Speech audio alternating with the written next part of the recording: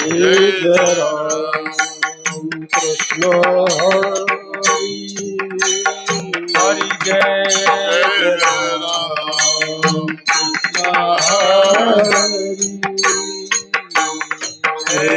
जय राम कृष्ण हरि जय राम कृष्ण हरि जय राम कृष्ण हरि जय राम कृष्ण हरि जय राम कृष्ण हरि हरि जय राम कृष्ण हरि जय राम कृष्ण हरि जय राम कृष्ण जय राम कृष्ण हरि जय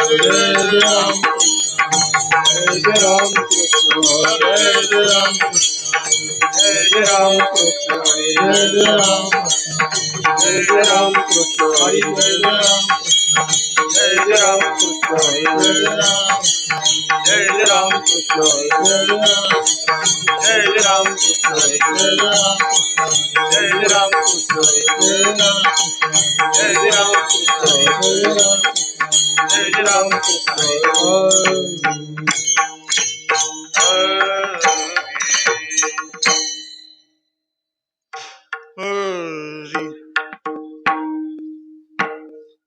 सुंदर ते ध्यान उभे विठेवारी करकटावरी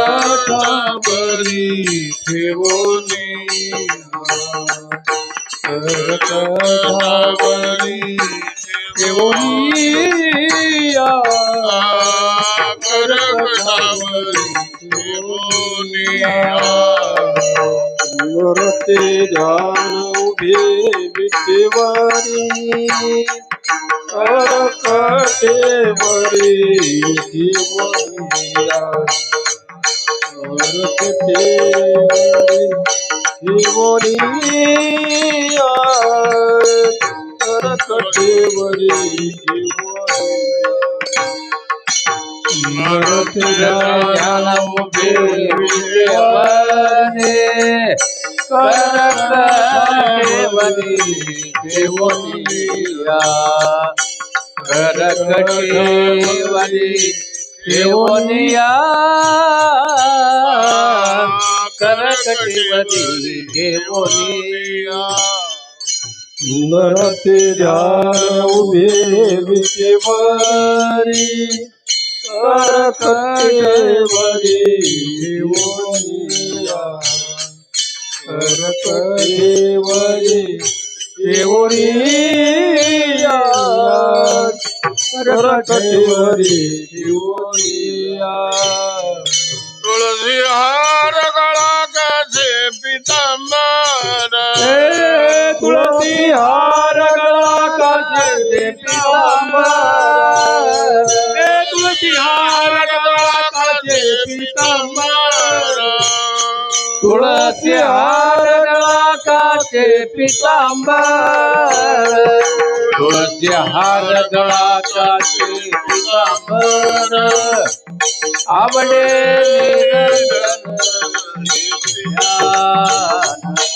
आवडे निरंतर येती ध्यान आवडे निरंतर तुळसी हार गळा काचे पितांबर आवडे निरंतर येती ध्यान आवडी निरंतर येती ध्यान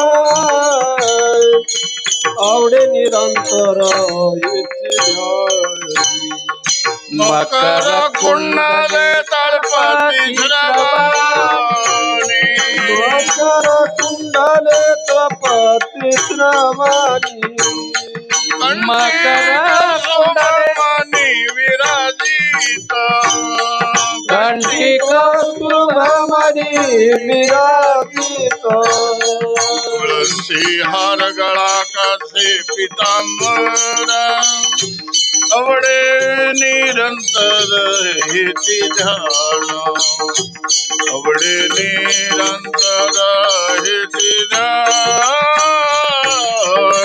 आवडे निरंतर हेची ध्यान हार गळा कासे पितांबर आवडे निरंतर हेची ध्यान आवडे निरंतर हेची ध्यान आवडे निरंतर हेची ध्यान तुका माने माझे हेची सर्व सुख तुका माने माझे हेची सर्व सुख तुका माने माझे हेची सर्व सुख तुका माने माझे हेची सर्व सुख तुका माने माझे हेची सर्व सुख तुका माने माझे हेची सर्व सुख तुका माने माझे हेची सर्व सुख तुका माने माझे हेची सर्व पाहिना श्रीमुख आवडीने पाहिना श्रीमुख आवडीने पाहिना श्रीमुख आवडीने पाहिना श्रीमुख आवडीने पाहिना श्रीमुख आवडीने पाहिना श्रीमुख आवडीने पाहिना श्रीमुख आवडीने पाहिना श्रीमुख आवडीने तुळसी हार गळा काचे पीतांबर तुळसी हार गळा काचे पीतांबर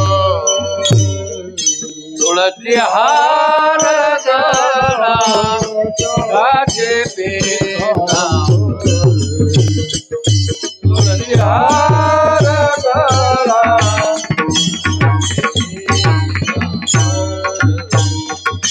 आवडे निरंतर हेची ध्यान आवडे निरंतर हेची ध्यान आवडे निरंतर हेची ध्यान आवडे निरंतर हेची ध्यान आवडे निरंतर हेची ध्यान आवडे निरंतर हेची ध्यान आवडे निरंतर हेची ध्यान आवडे निरंतर हेची ध्यान तुळसी हार गळा काचे पीतांबर तुळसी हार गळा काचे पीतांबर तुळसी हार गळा काचे पीतांबर तुळसी हार गळा काचे जय जय राम कृष्ण हरी जय जय राम जय जय राम कृष्ण जय जय राम जय जय राम कृष्ण जय जय राम जय जय राम कृष्ण हरी जय जय राम कृष्ण हरी जय जय राम कृष्ण हरी जय जय राम कृष्ण हरी जय जय राम जय जय राम कृष्ण हरी जय जय राम कृष्ण हरी जय जय राम कृष्ण हरी जय जय राम जय जय राम.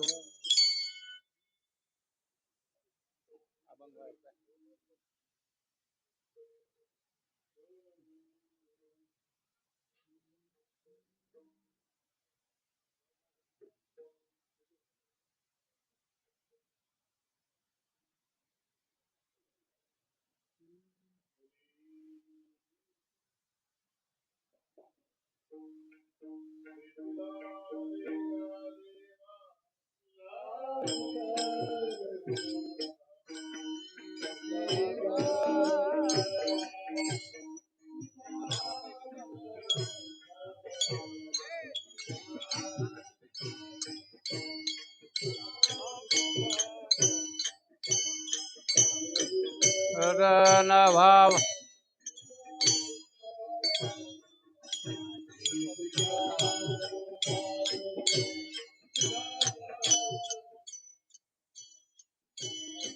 विसरण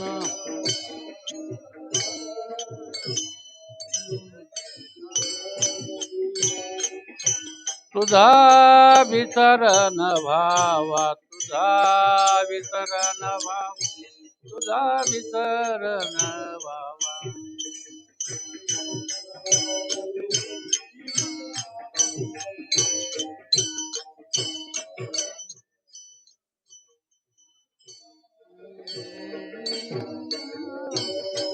हा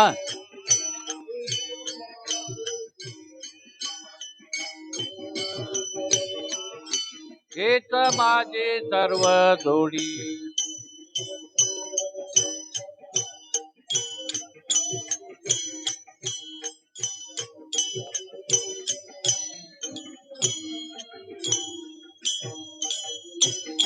धन संपदा संत संग देई संत संग देई सदा संत संग देई सदा.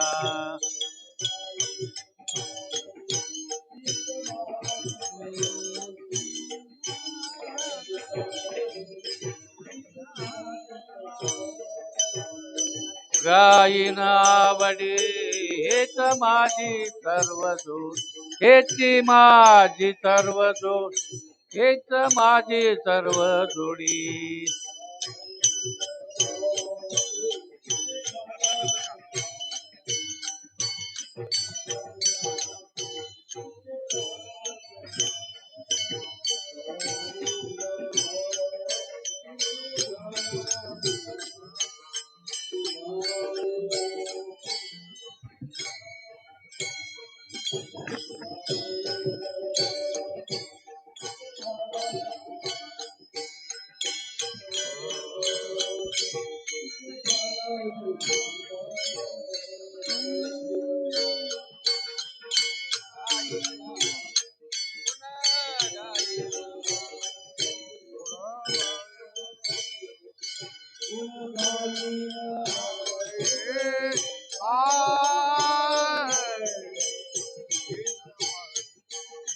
माझी सर्व जोडे हेच माझी सर्व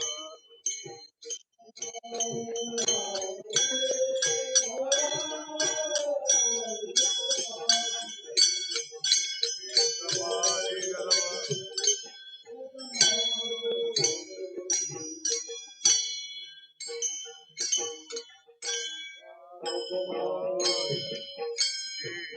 कुमार कुमारी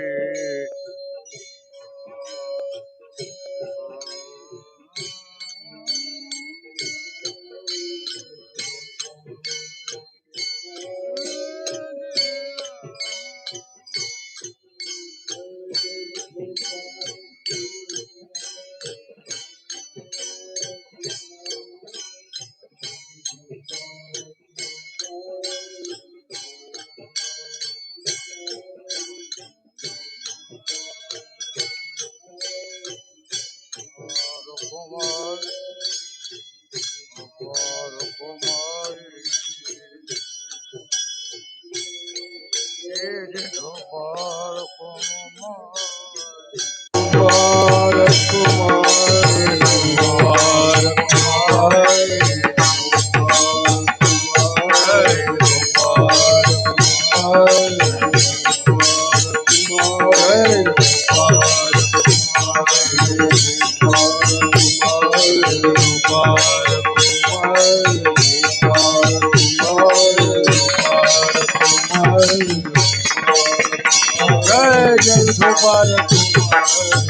बोला पुनरी करे हरि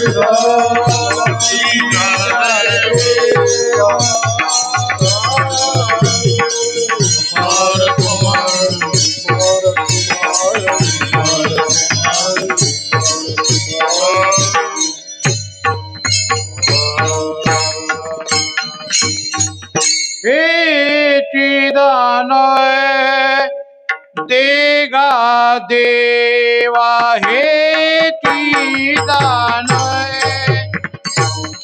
देगा देवा दान देवा हे दान देगा दान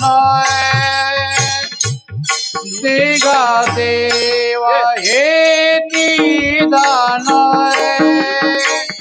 देगा देवा हे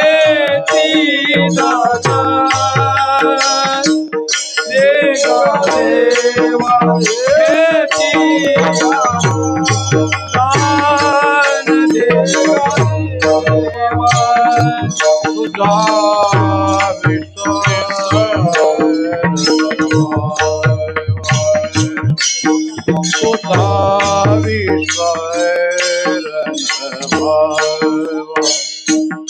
तुझा रण भावा तुझा विषय रण भावा तुझा विसरण भावा तुझा विसरण भावा गुण गाई नावरी गुण गाई नावरी गुण गाई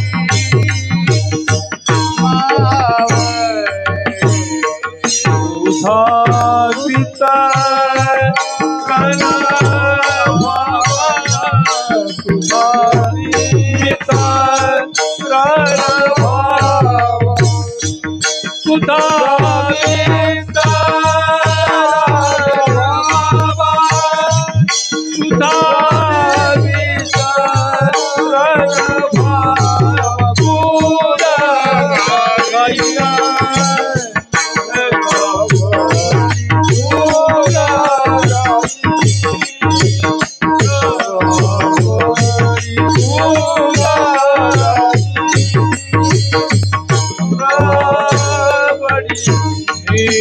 माझी सर्व जोडी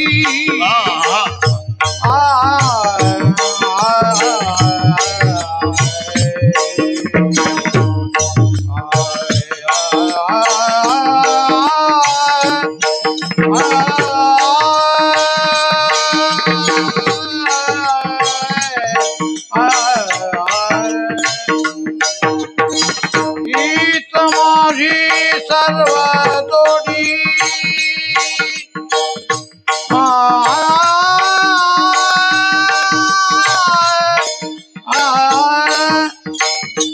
हीच माझी सर्व जोडी हीच माझी सर्व जोडी हीच माझी सर्व जोडी गुण गाई नावरी गुण गाई नावरी गुण गाई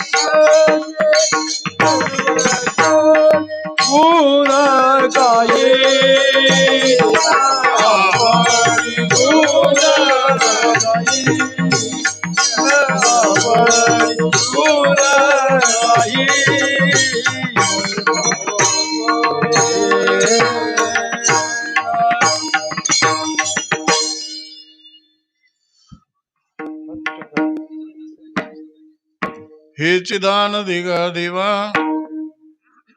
हे चिदान दिगा देवा, तुझा विसर न व्हावा. गुण गायी नावडी हीच माझी सर्व जोडी. न लगे मुक्ती आणि संपदा, न लगे मुक्ती आणि संपदा, संत संग देई सदा.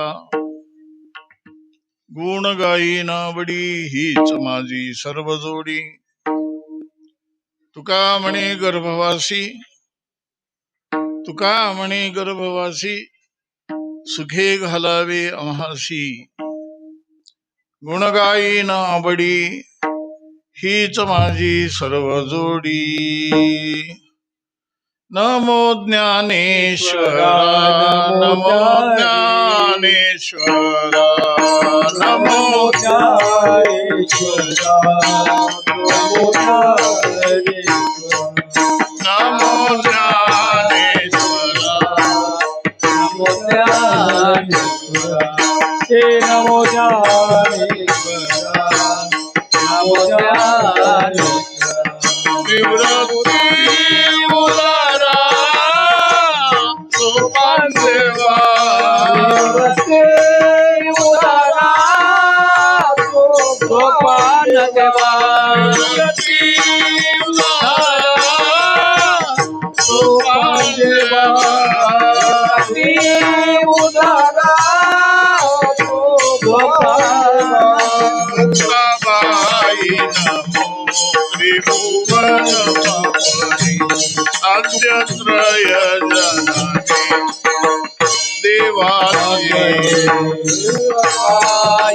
नमो त्रिभुवन मुक्ताबाई नमो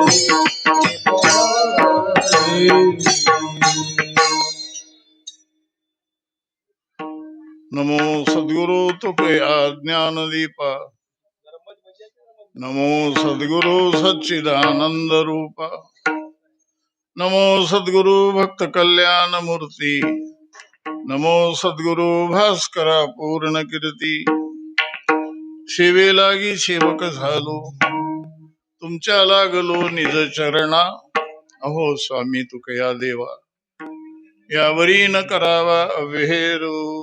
हे चिदान दिगा देवा, तुझा विसर न व्हावा. गुण गायी नावडी हीच माझी सर्व जोडी. प्रस्तुत मागच्या 28 वर्षापासून चालू असलेला, याही वर्षी आपल्या सगळ्यांच्या अत्यंत श्रद्धेतून, अत्यंत उत्साहाने लातूर जिल्ह्यामध्ये एक मोठा उत्सव चालू असताना सुद्धा आपल्याही गावामध्ये कार्यक्रम या ठिकाणी साजरा होतो आहे. या कार्यक्रमामध्ये माझ्या वाट्याला आलेली आजच्या उपांत्य दिवसाची कीर्तन सेवा, वारकरी संप्रदायाचा नियम, शेवटचं कीर्तन मागणीपर हा अभंग घेऊन करावा असं लिहिलेलं नाही, कुठेही असा उल्लेख नाही. पण मागणीपर अभंग घ्यावा अशी एक परंपरा चालत आलेली आहे बरं का. त्या परंपरेला अनुसरून मी जगद्गुरु तुकोबार यांचा एक मागणीपर अभंग तुमच्या समोर घेतलाय. आणि मला वाटतंय या अभंगाची लई ओळख आहे, या अभंगाची सगळ्याला ओळख आहे, नाही का?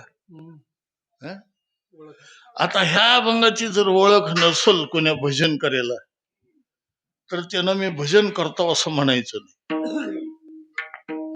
सगळ्यांना ओळख असलेला अभंग आहे. त्या अभंगाचं चिंतन मी माझ्या संकल्पित वेळेमध्ये करणार आहे. पण त्याच्या अगोदर माझ्या समोर बसलेले सर्व थोर थोर म्हणायचं कारण असं, मी ज्या शाळेमध्ये शिकलो त्या शाळेमध्ये पाटील गुरुजी मला शिकवायला होते. आता त्यांनी नोकरी पुन्हा सोडली का काय केली मला माहिती नाही, पण मी यांच्याकडे शिकलोय. होते काही दिवस, होते की नाही गुरुजी तुम्ही व्यंकटेश विद्यालयामध्ये? त्यावेळेस आम्ही त्यांचा विद्यार्थी आहे. आता विद्यार्थ्यांना गुरुच्या पुढं बोलायचं आहे म्हणून मी फेटा बांधल्यावर अगोदर मी त्यांच्या पाया पडून इकडं आलोय. बरं, आमचे पांचाळ गुरुजी, ज्यांची तुम्हाला ओळख भरपूर आहे, माझी ओळख नवीन आहे, पण नवीन जरी असली तर तुमच्यापेक्षा जास्त संबंध माझे यांचे आहेत. बरं, आपण सर्वजण आदरणीय देशमुख महाराज, आदरणीय गुरुजी, आपल्या सगळ्यांच्या चरणरविंदी या व्यासपीठावरून साष्टांग नमस्कार करतो आणि मागणी पर अभंग जगद्गुरु तुकोबरायचा घेतलाय, ओळखीचा घेतलाय, लई ओळखीचा घेतलाय. काय माहितीये का, मधले बोलायचे कमी करायचे जरा. व्यवहारामधला एक नियम आहे, ऐका, व्यवहारातला एक नियम आहे, ज्याची जास्त ओळख असते, ज्याची जास्त ओळख असते त्याची कदर अजिबात नसते. बरोबर आहे का चूक आहे? ज्याची जास्त ओळख असते त्याची कदर अजिबात नसते. आता बऱ्याचशा गोष्टी सांगता येण्यासारख्या. मुलीला गावातल्या गावात दिलं तर जावई कुठला? गावात. आणि एवढं छोटं गाव असलं तर जावई घराच्या पडून 2-4दा तर जाते की नाही? जाते की नाही? फक्त एक सांगायचं, जावई घरा पडून गेलं की प्रत्येक वेळेला चहाला बोलवते का कोणी? मी एका घरामध्ये चहा प्यायला बसलो होतो. ज्यांच्या घरामध्ये बसलो होतो त्यांचा जावई पडून चालला होता. मी म्हणलो, दाजी जावई चाललेत, बोलवू का? त्यानं म्हणलं, एवढाच केलाय चहा, त्याची वाटच हेतू नाही. म्हणून मी कोणी बी गावात गेलं की पोरीला गावातल्या गावात देऊ नका म्हणून सांगतो, पण गरीबाचं कोणी ऐकतच नाही. हे झालं व्यवहारातलं. त्याच्या पुढचं शास्त्रातलं सांगतो. शास्त्रातलं रामायणामध्ये शक्तीचं 5वं अध्याय कोणाकोणाला पाठ आहे? महानोरे महाराज, शक्तीच्या 5व्या अध्यायामध्ये एक प्रसंग आहे. काय प्रसंग आहे? ते औषधी आणायला गेलेला मारुती ते भरताच्या नगरीवरून जातोय, है की नाही? आणि त्या प्रसंगामधला हा विषय आहे. ज्या नगरामध्ये भरत राहत होता त्या भरताचं वर्णन करत असताना संत एकनाथ महाराजांनी हा विषय मांडलाय. काय म्हणलंय? इकडं दक्षिण भारतात, म्हणजे मी इकडं हात केलो म्हणजे इकडं पूर्व आहे बरं का, इकडं दक्षिण भारत, ते केरळ, तामिळनाडू, कर्नाटक आणि केरळ, तामिळनाडू, कर्नाटक आणि आंध्र प्रदेश यांच्या सीमेवर एक डोंगर आहे, मलईगिरी. तिथे श्रीशैल्यम म्हणून एक तीर्थ आहे बघा. छत्रपती शिवाजी महाराजांनी तिथं श्रीशैल्यमची स्थापना केली. आणि एक सांगू का, महाराष्ट्रामध्ये कुठे आहेत की नाही मला माहिती नाही, पण श्रीशैल्यमला शिवाजी महाराजांचा पुतळा त्या लोकांनी उभा केला. त्या डोंगराचा जो एरिया आहे की नाही, एक डोंगर आहे तिथं मलईगिरी, ते मलईगिरी डोंगरावर चंदनाची झाडी, आणि ती चंदनाची झाडी मलई नावाच्या मलईगिरी चंदन म्हणतात, मलयागिरी. नाथ महाराजांनी त्याचं वर्णन खूप केलेलं आहे. तिथं 765 किलोमीटरचा डोंगर आहे परिसर, त्याच्यामध्ये 142 गाव आहेत, छोटे छोटे छोटे भिल्ल लोक राहतात तिथं, सगळे शिकार करणारे. तिथल्या प्रत्येक झाडाला चंदनाचा म्हणून उपयोग करतात. तिथलं एवढं चंदनाचं लाकूड जर तोडून मार्केटमध्ये विकलं तर आंतरराष्ट्रीय बाजारपेठेत, बरं, कारण चंदनाची लाकडं आपल्या आडतीमध्ये विकत नाहीत, ती तिकडं बाहेर देशामध्ये ती लाकडं जर विकली, 1 स्क्वेअर मीटर लाकडाची किंमत 9.5 लाख रुपये. ते मी जेव्हा वाचलो तेव्हा सांगलो बरं का, आता ती वाढली बी असतील भाव. आणि मला वाटतं तिथली चंदनाची लाकडं चोरणारा एक महाराज बी राहत होता तिथे. काय नाव त्याचं? बरोच ध्यानात ठेवलं. नाही, चोरट्याची नावं ध्यानात ठेवायची काय गरज आहे? पण एवढा बदमाश त्यानं जवळपास 150 पोलीस अधिकारी मारलो, वनरक्षक. तो कोणाला सापडत नव्हता. शेवटी सरकारने त्याला खलास केलं, ते आपल्याला माहित आहे.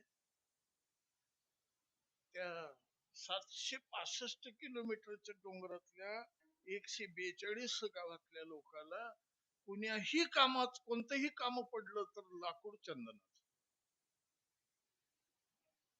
मग छपरीला वासा बसवायचा असेल तर लाकूड चंदन, म्हशीला मेघ ठोकायची असेल चंदन, आणि ते मेकाला ठोकायची ठोकणी चंदन. एवढ्या तुकड्याला 9.5 लाख. आणि तसल्या लाकडाचा उपयोग भिल्लाच्या बाया नव्हे नव्हे.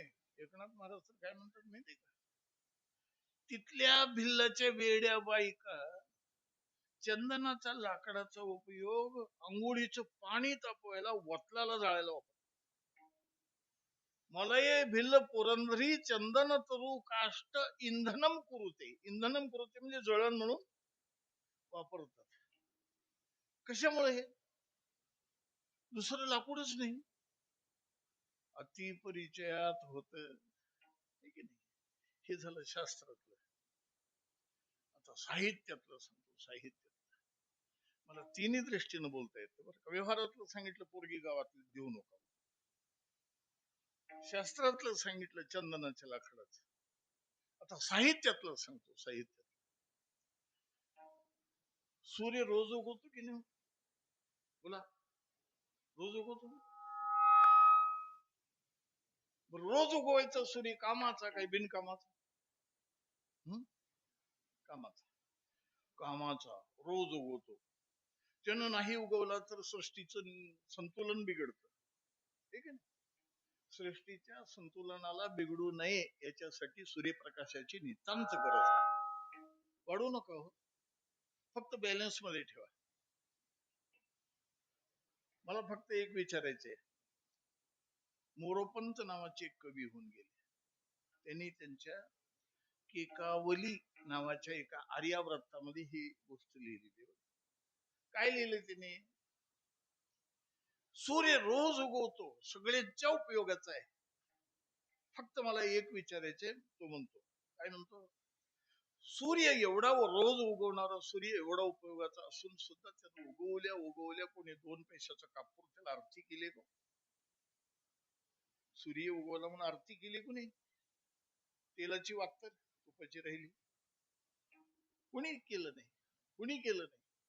उपयोगाचं नाही, पण कदर केली का कोणी? आणि ह्याच्या पुढे चला, संकष्ट चतुर्थीचा चंद्र महिन्यातून एकदा येतो आहे की नाही? तुम्हाला का माहिती? ह्यांना माहिती. संकट चतुर्थी बघा, दर महिन्याला संकट चतुर्थी येते, है की नाही? काय कामाचं आहे चतुर्थीचा चंद्र? काय कामाचं आहे गुरु? पण त्याच्यासाठी उपवास. आणि त्यानं उगवायची वेळ झाली की पूजेचं ताट नैवेद्याचं घेऊन गच्चीवर जायचं, ते गंध असं फेकायचं. त्यानं राहते वर, आणि ह्यानी फेकलेलं गंध हिच्या नाकावर पडतो. काय श्रद्धा है की नाही? महिन्यातून उगवणाऱ्या चंद्राची पूजा आणि रोज उगवणाऱ्या सूर्याची बेकिंमत. तो कवी म्हणतो मोरोपंत, ऐका. अतिपरिचय खोटा मान राहत नाही. अतिपरिचय खोटा मान राहत नाही. जगी प्रगट दिशे भानू तो तुच्छ पाहि. भानू म्हणजे सूर्य. जगी प्रकट दिशे भानू तो तुच्छ पाहि. लघु शशी चतुर्थीचा वंदिती सर्व भावे. आणि शेवटी म्हणतो, म्हणून बास खयारे दूरदेशी राहावे. मुंबईला पुण्याला राहतो, सप्त्यामध्ये येतो, बघा त्याची किती कदर करतात. रोज गाठ पडणाऱ्याची कदर नाही. हे झालं. 3 गोष्टी सांगितल्या. एक व्यवहारातलं सांगितलं, एक शास्त्रातलं सांगितलं, एक साहित्यातलं सांगितलं. ज्याची जास्त ओळख असते त्याची कदर नसते. बरं का? मी कदर म्हणालो, कदर. किंमत असते पण कदर नसते. किंमत खूप असते पण काही काही लोकांना कदर नसते. ठीक आहे. आता ह्याच्यासाठी मी एक गोष्ट सांगतो तुम्हाला. मला गोष्टी सांगते का गुरुजी, माझं कसं आहे माहितीये का, माझी कीर्तन असं खेड्यापाड्यात होते. माझ्या समोर दिवसभर शेतात काम केलेले लोक उगा अवघड बोललो की खोल बोलला महाराज, खोल बोलला म्हणतात. काय उपयोग त्याचा? म्हणून मी सगळ्याला कळायसारखं सांगतो. पंचतंत्रातली गोष्ट आहे. एक कुत्र एका घरामध्ये शिरलं. ऐका, एक कुत्र एका घरात शिरलं. कस काय शिरलं? घरात कोणी बी नव्हतं. आता घरात कोणी बी नसल्यावर कुत्रे शिरणार तर कोण शिरणार? म्हणून तुम्हाला सांगतो, घराला उघड ठेवू नका. घरात शिरायची कुत्री लई टपल्यात बर का. कुत्र्यापासून सावध व्हा. ते कुत्र्यामध्ये शिरलं. त्या कुत्र्याच्या समोर 2 वस्तू दिसल्या. एक होता 4 चपात्याचा चुडगा. 4 चपात्या अशा घडी केलेल्या, चुडगाच म्हणतात ना चपाती. 4 चपात्याचा चुडगा. आणि त्या 4 चपात्याच्या चुडग्याच्या बाजूला 500 रुपयाच्या 4 नोटाचा पुडगा. कोण बघितलं? कुत्रे. 500 रुपयाच्या 4 नोटा बी बघितलं आणि 4 चपात्याचा चुडगा बी बघितलं. आता तुम्ही सांगा, कुत्र्यानं कोणतं उचलावं? बोला बोला, कोण उचलावं? कुत्र्यानं काय उचललं? चपात्या उचललं गुरुजी. त्यानं तोंडात चपात्या धरलं, त्या नोटाकडे असं उगं बघितलं, निघालं. मी होतो दारात. मी बघितलं त्या कुत्र्याला, म्हणलं कुत्र्या. त्यानं असं केलं. काय काय उचललंय? चपात्या. 2000 रुपये मध्ये किती चपात्या येतात? ते उचल. त्यानं म्हणलं मला एवढंच बुक्कळ झालं, तू उचल म्हणलं. निघून गेला. किंमत खूप आहे पण कदर. आणि एक सांगू, हे अभंग रोजच म्हणत असल्यामुळं ह्याची कदर नाही. त्याची कदर तुम्हाला व्हावं म्हणून हा अभंग किती किमतीचा आहे मी सांगायला हा अभंग. तुम्हाला किंमत कळाली की तुम्हाला ह्याची कदर बी होईल आणि तुम्हाला फायदा होईल म्हणून मी हा अभंग घेतलाय. अभंग मागणी पर आहे. मागणीचा अभंग आहे. मागणी आमच्या संप्रदायामध्ये मान्य नाही. लक्ष द्या, मागणी आमच्या संप्रदायात मान्य नाही. जर तुम्हाला देवाचं लाडकं व्हावं वाटत असेल तर कधीच कोणाच्या पुढे मागायचं नाही. जो कधीच कोणाही पुढे मागत नाही तोच देवाला आवडतो. काही न मागे कोणासी, काही न मागे कोणासी, तोची आवडे देवासी, तोची आवडे देवासी.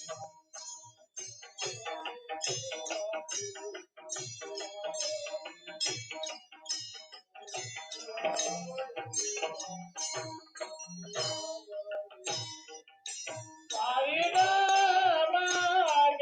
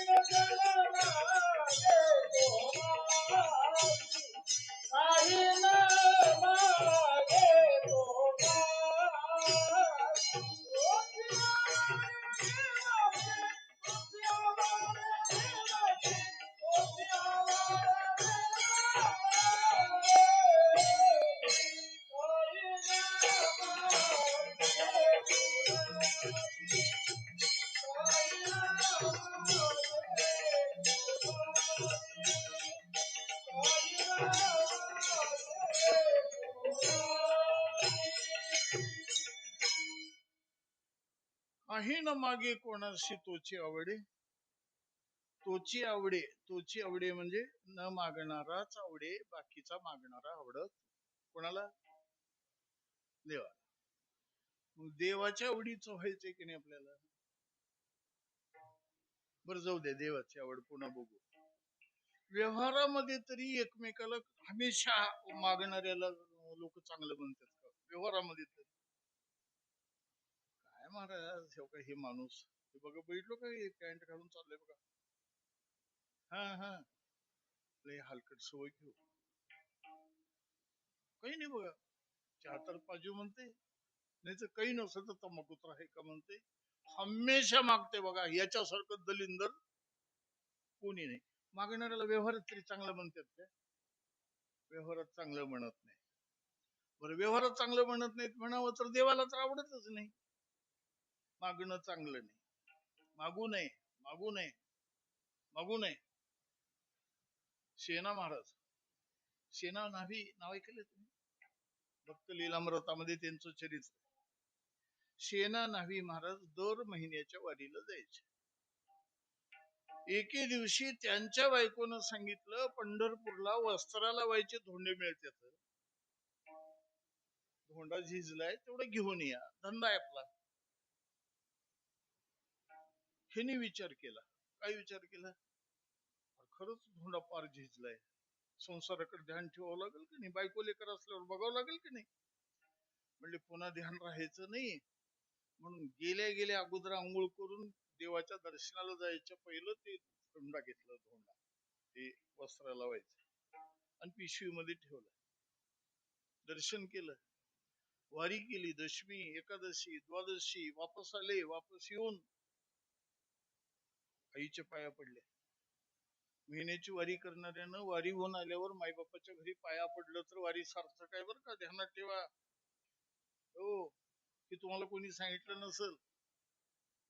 वारीला जाऊन येणाऱ्यानं 3 दिवस तिथं राहावं आणि घरी येऊन आई वडिलाच्या पाया पडाव सर, नाहीतर वारी सार्थक नाही. आई वडिलाच्या पाया पडला, पुन्हा वारी आली. पुन्हा वारी आल्यावर पुन्हा सेना महाराज आपले 2-4 वारकऱ्याला घेऊन तिथे गेले. चंद्रभागेचं स्नान केलं, देवाच्या पुढे जाऊन उभं टाकले. देवाने अशी ताट मान केली, हसले. सेना महाराज म्हटले, देवा हमेशा तुमची मन वाकलेली राहते, तुम्ही आज दैट झालो, कस का हसलालो? देवानी सांगितलं, सेना महाराज गेल्या वारीला आलो नव्हतो, गेल्या वारीला आलो नव्हतो. सेना महाराज म्हणते, देवा त्यांना विचारा, ते संघ होते 2-3, त्यांना विचारा, आलो नव्हतो म्हणलं. हो का, इथं उभं टाकून पाया पडलो, नामदेव महाराजांचं कीर्तन ऐकलो, कोणता अभंग घेतला होता सांगतो, आणि आलनी म्हणलं. कोण म्हणते आलनी म्हणून? देव म्हणाले, पंढरपूरला आलतो, वारीला आलो नव्हतो. ऐकलं की, पंढरपूरला आलतो, वारीला आलो नव्हतो. म्हणजे पंढरपूरला आलतो, वारीला आलो नव्हतो, मग कशाला आलतो? धोंडा निघाला आलतो. मग सेना महाराजांचे डोळे खाड पण उघडले. त्यांनी म्हणले, एका धोंड्यानं माझी एक वारी बुडली. दर्शन घेतले, माफी मागितली, आणि दुसऱ्या वारीला येताना धोंडा घेऊन आले. धोंडा चंद्रभागेमध्ये फेकला आणि पाया पडायला गेले. देव पुन्हा तैठ, ही बी वारी तुमची गेली. त्यांनी म्हणले, आता कस का गेल्या वेळची वारी धोंडा निघाला आलतो, ही वारी धोंडा फेकायला आणला आला, म्हणजे माझ्यासाठी आलो. माझी संत चरित्रातली गोष्ट संपली. थोडीशी सुद्धा अपेक्षा करणं देवाला सहन होत नाही. म्हणून देवाची भक्ती करणाऱ्यानं देवाकडून काहीच मागायचं नाही, काही मागायचं नाही. मागणं हा दोष आहे. मागण्यामुळे माणसाची इज्जत जाते. मला संस्कृतातले 10-20 श्लोक पाठायचे, पण आता तेवढे सांगत बसलं तर आपली वेळ निघून जाईल ना. तरी पण एक सांगतो, ऐका, एक सांगतोच. हस्त नक्षत्राचे ढग गेले की पावसाळा संपला. हस्त गेले की पाऊस गेला म्हणतात बघा शेतकरी. हस्त गेला की पाऊस संपला. मुलगी पहिल्यांदा बाळंतीण झाली, पहिलं लेकरू तिला झालं की तिचं तारुण्य संपलं. आता लेकरूवाडी म्हणतात तिला. आता तू लहान तरुण आहेस का ग, आता तुला लेकरू झालं म्हणतात, आहे की नाही. लेकरू झालं की पोरीचं तारुण्य संपलं. हस्त नक्षत्र गेलं की पाऊस संपला. आणि किती का माणूस मोठा राहिना, हात पसरला की मोठेपणा संपला. मोठेपणा तोपर्यंत शिल्लक राहतो जोपर्यंत हात पसरला नाही. अहो आमच्या तुकोबरेने देवाला खडसवलं. देवाला काय खडसवलं? देवा, 3 पावलामध्ये तिन्ही लोक व्यापून टाकायची तुझी ताकद, है की नाही. एक पावलामध्ये स्वर्ग व्यापलंस, दुसऱ्या पावलामध्ये पाताळ व्यापलंस, आणि तिसऱ्या पावलानं पृथ्वी व्यापलीस. 3 पावलामध्ये ब्रह्मांडाला व्यापायची तुझी ताकद आहे. एवढी ताकद असणाऱ्यानं बळीच्या दारात मागायला जावं का? धिक्कार आहे तुझ्या वागण्यावर, असं देवाला बोलले तुकोबरे, है की नाही. तुका म्हणे करी ब्रह्मांड ठेंगणे, हात पसरी जिने धिक्क त्याचे, धिक्क धिक्क. मागणं योग्य आहे का? मागणं चांगलं नाही. बर, तुकोबरा यांनी मागण्याचा एवढा विरोध केलाय, सगळी गाथा वाचा तुम्ही. एवढा विरोध केलाय, एवढा विरोध केलाय. तुकोबराय म्हणतात, आमच्या पूर्वीच्या वाडवडिलांनी कधी भक्तीच्या बदल्यामध्ये संसाराच्या सुखाची अपेक्षा केली नाही, आणि त्यांनी केली नाही म्हणल्यावर त्यांच्या कुळामध्ये जन्मलेले आम्ही करंटे संसाराची अपेक्षा करून भक्ती करावी का? आमच्या वाडवडिलांची रीत आम्ही सांभाळतो, आम्ही मागणार नाही, मागणार नाही. हे तुकोबरायचा बाणा. पण तुकोबराय मागत नव्हते, पण देवाला वाटत होतं तुकोबरायला आपण काहीतरी द्यावं. गंमत सांगतो, तुकोबरायने देवाच्या पुढे कधी संसाराचं घराणं सांगितलं नाही, म्हणून तुकोबरायाच्यासाठी पांडुरंगाने शिवाजीराजांच्या स्वप्नामध्ये जाऊन सांगितलं की तुकोबरायच्या संसाराची काळजी करा, तुम्ही राजे आहो. मग शिवाजी महाराजांनी तुकोबरायाला पांडुरंगाचा आदेश म्हणून काही द्यायचं ठरविलं. तुम्ही ऐकले नाही कथा? ऐकले की नाही? काय काय आणलं त्याच्यामध्ये लिहिले त्यांनी. तुकोबरायला कीर्तनासाठी फिरावं लागते, फिरण्यासाठी घोड्याची योजना, घोड्याला चारा लागते, चाऱ्याची योजना, चाऱ्यासाठी शेत लागते, शेताची योजना, शेतामध्ये काम करायला माणसं लागतात, नोकर ठेवायची योजना, त्याच्या पगारी कोण द्यावा? राजाने द्यावा.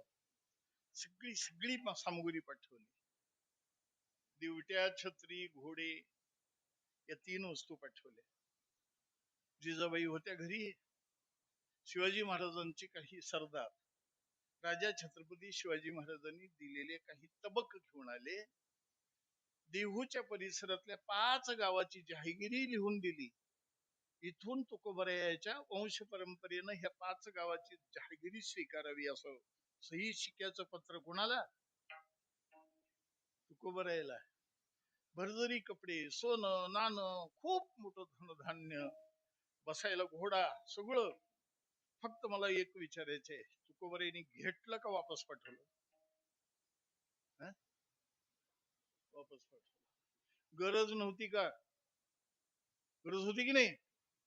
गरज होती, तरी घेतलं नाही.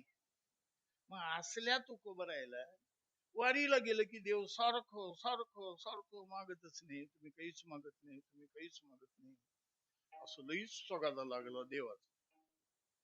लईच तगादा लागल्यावर तुकोबरायाने सांगितलं, देवा, तुझ्या पायाचं दर्शन झालं की मला सगळं आनंद मिळते, आणखी का नव्हतं?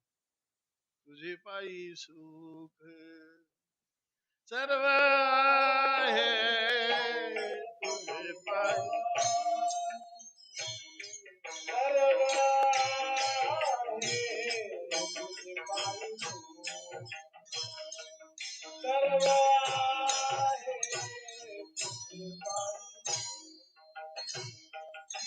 तुका म्हणे काही न मागे आणि का,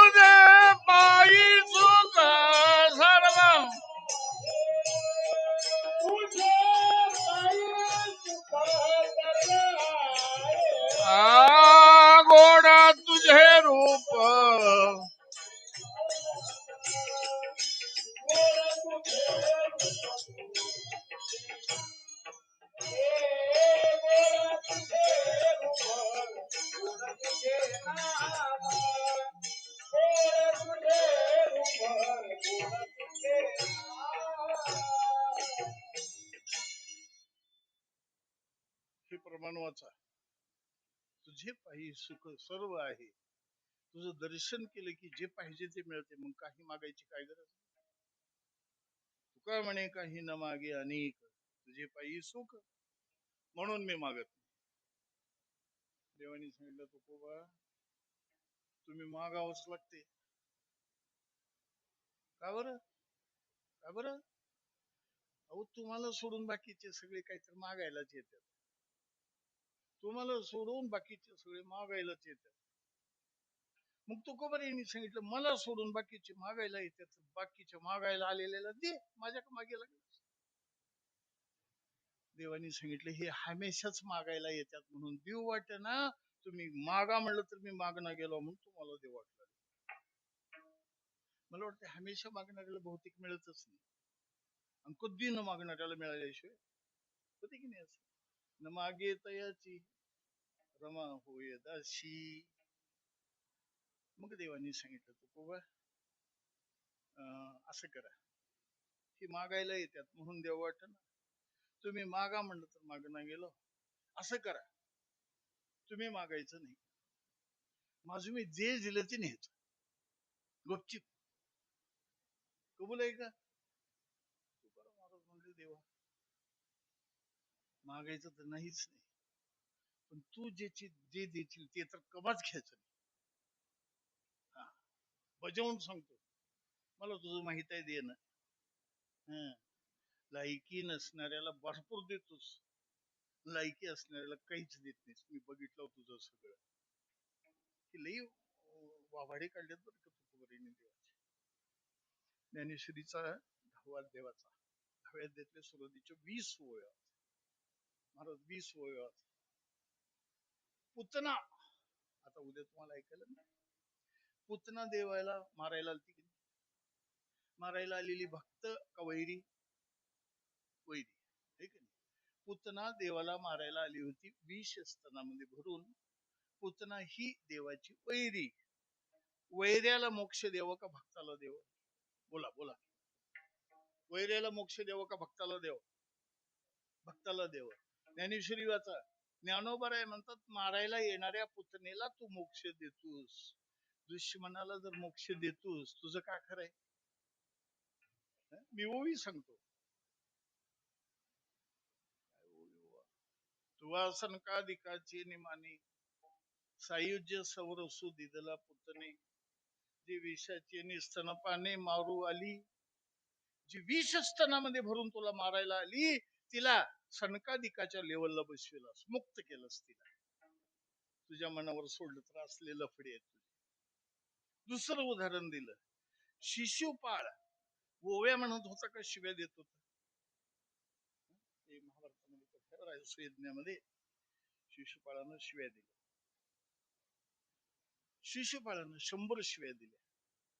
100 शिव्या देणारा वैरीच आहे की. मग त्याचा उद्धार केला. मग मला सांगा, शिव्या देणाऱ्याचा उद्धार करता येत ओव्या म्हणायची काय गरज आहे? हागा राज सुई आगाची सभासदी, बैसली असता त्रिभुवनाची मांदी, कैसा शतधा. शतधा म्हणजे 100 वेळा. शतधा दुर्वाक्य शब्दी निस्ते दिलासी. एवढं तोंड झालं की तुझं शिव्या खाताना. ऐशिया अपराध हिया शिशुपाळा, आपण पाठाव दिला गोपाळा.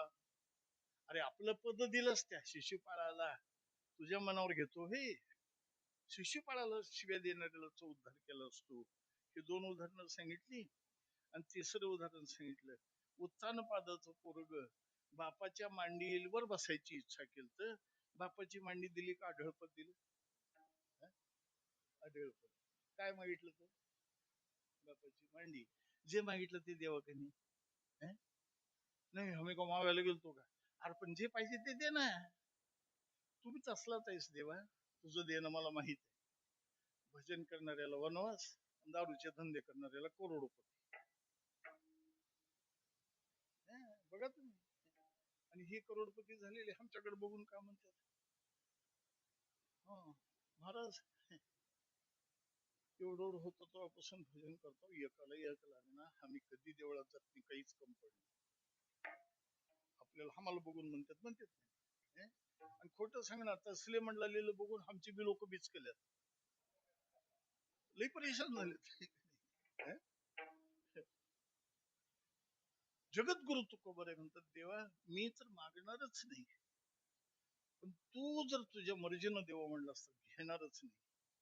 मग तुकोबरे यांनी सांगितलं, देवा माग माग म्हणलास म्हणून तुला मागतो, म्हणशी काही मागा म्हणलास काहीतरी मागा म्हणून हेच मी तुला मागतो. माझी एक अट आहे, फक्त माझं मी जे मागतो तेच देतो म्हणलास तर मागतो. तिथं चकार लावलाय, चकार.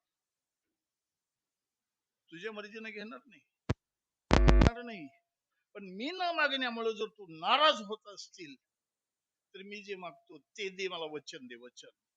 देवानी सांगितलं, ठीक आहे तू बरं आहे, मी दिलेलं घेऊ नको, तू मला मागू नको, पण तूच म्हणलेलं तुला पाहिजे असेल तर मी तुला सांगतो, सांग तुला काय पाहिजे. महाराजांनी सांगितलं अभंगाचं पहिलं.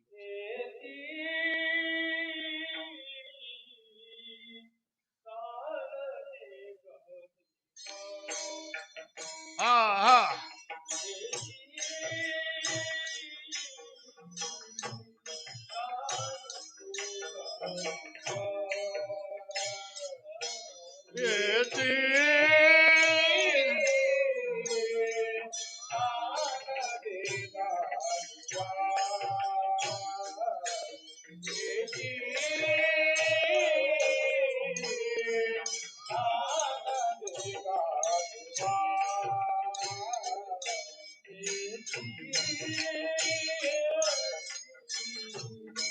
दान देगा देवा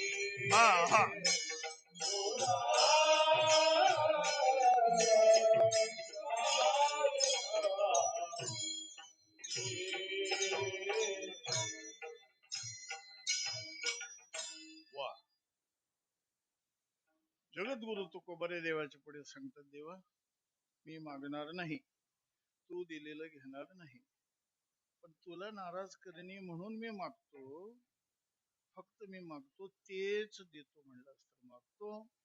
देवाने कबूल केलं आणि तुकोबरेने मागितलं. हेची चक्कर आहे. बर, व्याकरणामध्ये चकार लावला की अर्थ बदलत नाही, पण भाव बदलतो.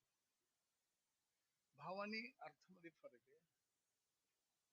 ते एका गावामध्ये आम्ही प्रचाराला गेलो.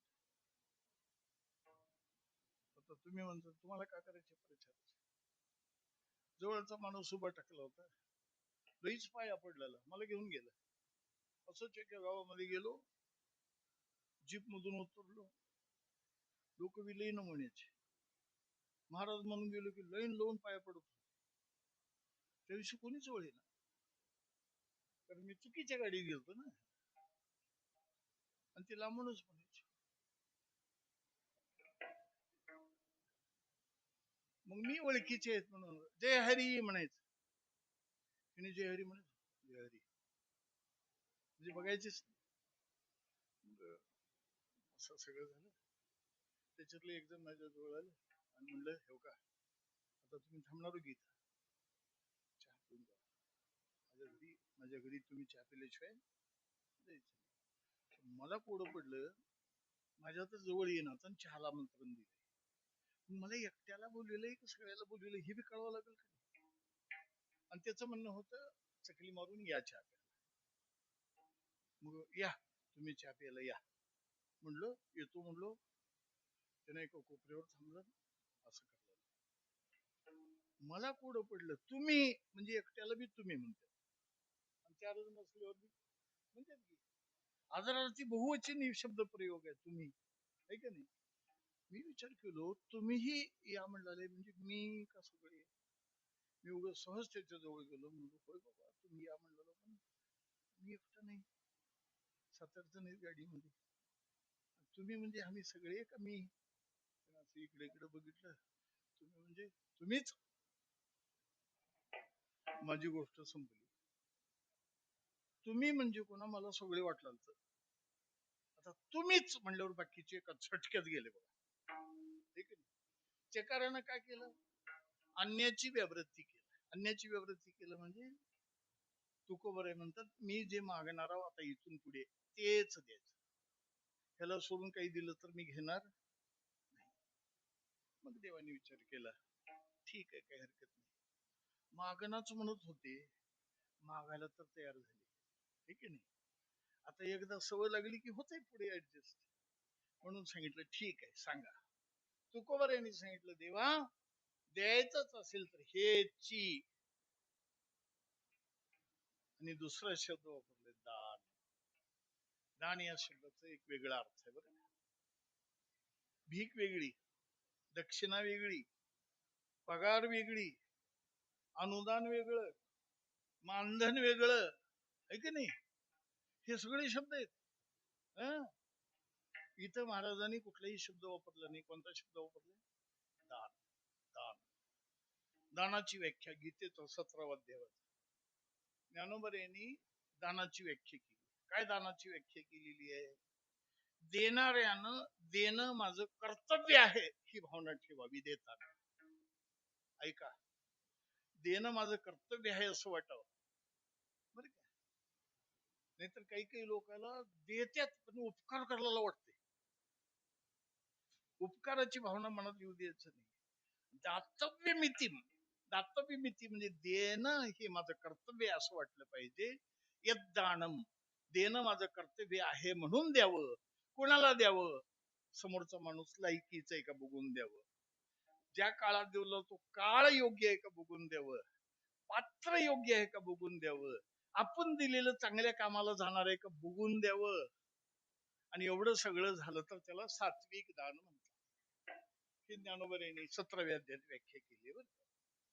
आता ह्याच्यावरची ज्ञानेश्वर महाराजांची उभी वाच. आता मी जे सांगितलो, देणाऱ्यानं देणं माझं कर्तव्य आहे समजून द्यावं, पात्र बघून चांगलं देश काल पात्र बघून द्यावं, असं दानाची व्याख्या केली की नाही. पण ज्ञानोबा यांनी याचा अर्थ करत असताना जे द्यायचंय ते प्रामाणिकपणानं कमवून मिळवलेलं द्यावं असं लिहिलं. श्लोकात कुठंच लिहिलेलं नाही प्रामाणिकपणानं कमवा म्हणून. पण ज्ञानेश्वर महाराजांनी ज्ञानेश्वरीमध्ये लिहिले. काय लिहिलंय? तरी स्वधर्मा आत्मवते, स्वधर्मानं जे जे मिळे आपण याते, स्वधर्मानं जे जे आपल्याला मिळतंय ते ते ते दिजे बहुते, बहुतेक द्यायचं असेल तर ते द्या. कसं द्या? सन्मान योगे, समोरच्याचा सन्मान करून द्या. नाहीतर काही काही लोक देतात बघा. हा, मला खूप सांगायला येते. घाम येऊ लागला मला. लई गरमी आहे का? तुम्हाला गरमी नाही, मला चरबी बी आहे. चरबी विथ गरमी तुमच्यापेक्षा थोडं जास्तच आहे ना. आणि हे लई संपवलं ह्याच्यामुळे बी होत असत. ठीक आहे, काय हरकत नाही. आमचे साखरे महाराज म्हणायचे, काय म्हणायचे, काही काही देणारे तर असं देतात बघा, असं देतात, घ्या घ्या, खाल्लो का वाचलं असं म्हणून दिलं की खाऊनी म्हणून बरं. त्याच्या पुढे सांगू का, स्वतःची बायको जरी जेवायला वाटत असली तर सन्मानानं ताटामध्ये भाकरी ठेवली पाहिजे. असं फेकून टाकलं खायचं नाही, ही द्यायची पद्धत आहे. मी एका कीर्तनात असंच म्हणलो, काही भजनकरी होते, कधीच मागायचं नाही. मी मागतच नाही, कधीच मागत नाही. आज आतापर्यंत आम्ही मागितलं, मग कोणी ऐकाव, मी भजन करायचं सोडून देतो. मी म्हणलो मग कसं करतोस, मागतच नाही. म्हणलं काय करायचं, मग कसं करतोस, मागतच नाही. मागणं बेकार आहे ना तुमच्या म्हणण्याप्रमाणे, मग ठरवूनच जातो. म्हणलं मागणं पाप आहे ना, ठरवूनच जातो. परवडलं तर बोलवा, कोणच पडत नाही का नाही. इथं दान शब्द वापरला. दान ही एक अशी गोष्ट आहे ती अत्यंत सन्मानानंच द्यावी लागते बरं. आणि समोरच्या माणसाने काय केलंय ते न बघता दिलं पाहिजे. तुको बरे म्हणतात, देवा मी तुला जे मागतोय ते दान मागतोय, आणि तुला बोलतोय शब्द एका हेची दान. पुढचा शब्द काय, दे गा देवा, ए देवा, अरे देवा, ए देवा, मला हेच दान दे. मला एका कीर्तनामध्ये असंच एका पुढे बसलेल्या माणसानं विचारलं, तुकोबरेने देवाला अरे तुरे बोलावं का. मी म्हणून बोलायला काय हरकत नाही. अरे तुरे म्हणजे प्रेमाची भाषा आहे. लेकर आईला काय म्हणतात, अगं आई, अगं अगं म्हणजे एकेरीच बोल नाही की नाही. पण त्या एकेरीपणामध्ये प्रेम दिसतं बरं. हो जाऊ म्हणलं की लांबले येत वाटते, आणि अरे तुरे बोलले की जवळचे वाटतात. एक सन्मानाचा शब्द आहे. आणि दुसरं एक सांगू का, अरे तुरे म्हणजे एकेरी बोलणं आहे. एकेरी, एकेरी का बरं, देव एकच आहे, मग एकाला एकेरी बोलण्याचं काय बिघडलं, देवलाही नाहीत ना. म्हणून जगद्गुरु तुकोबारीने दोन्ही शब्दाची योजना केली, हेची दान देगा देवा. मग तुकोबारायला देवाने विचारलं, बोला. तुकोबारायने सांगितलं, तुझा विसर न व्हावा, तुझा विसर न व्हावा. आता इथं दोन गोष्टी मागितल्यात बरं का. तुकोबाराय म्हणतात, देवा मी एक क्षण सुद्धा तुझ्या भजनाशिवाय रिकामा नाही. रात्रंदिवस माझं भजन चालू आहे. दिनरजनी हाची धंदा, दिनरजनी हाची धंदा, दिनरजनी हाची धंदा, दिनरजनी हाची धंदा.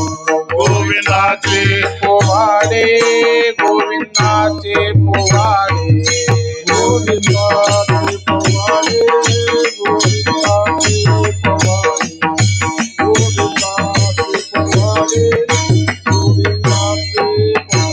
दिनरजनी हाची धंदा, गोविंदाचे पोवाडे, गोविंदाचे पोवाडे, गोविंदाचे पोवाडे. दिनरजनी हाची धंदा, गोविंदाचे पोवाडे, गोविंदाचे पोवाडे, गोविंदाचे पोवाडे.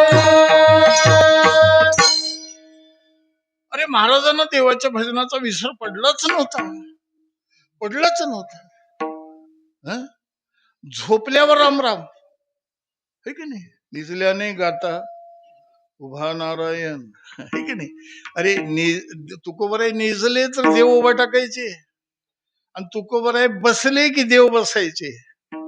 नव्हे नव्हे, ते काशीचा एक पंडित आला होता तुकोबरायला भेटायला. गेला घरी, जिजाबाईला म्हणलं मालक कुठे गेलेत, ते म्हणले बाथरूमला गेलेत. बाथरूम म्हणजे बाहेर जात होते.